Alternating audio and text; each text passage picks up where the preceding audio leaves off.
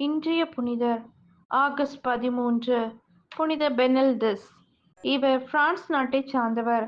இவரது குடும்பம் ஒரு சாதாரண விவசாய குடும்பம். இவர் தனது தொடக்க கல்வியை தலாசால் அருள் சகோதரிகள் நடத்தி வந்த பள்ளிக்கூடத்தில் கற்றார். இவரிடம் விளங்கிய அறிவாற்றலைக் கண்டு வியந்த அங்கிருந்த அருள் சகோதரர்கள் இவரை 14 வயதிலேயே மாணவர்களுக்கு பாடம் எடுக்க இசைவு தந்தனர்.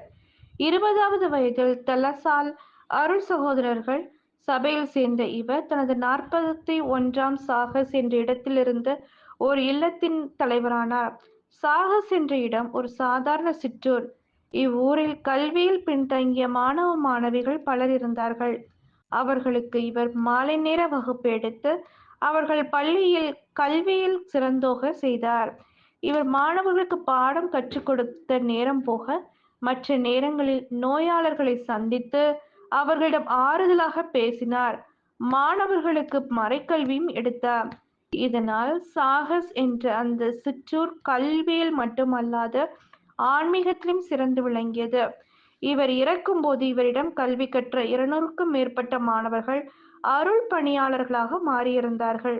இவருக்கு 1967ஆம் ஆண்டு திருத்தந்தை 6ஆம் பவுலால் புனிதர் பட்டம் கொடுக்கப்பட்டது.